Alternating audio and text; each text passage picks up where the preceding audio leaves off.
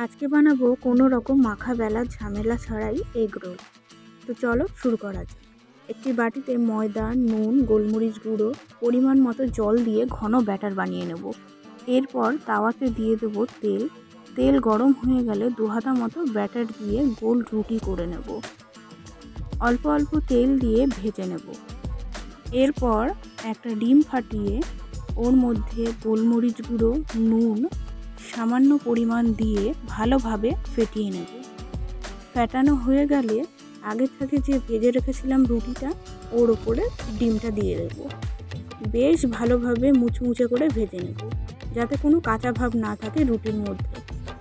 এরপর একে একে শসা কুচি, পেঁয়াজ কুচি, গাজর কুচি, কাঁচা লঙ্কা কুচি, ধনেপাতা, সামান্য নুন, গোলমরিচ গুঁড়ো, টমেটো সস, চিলি সস দিয়ে রোল করে নেব।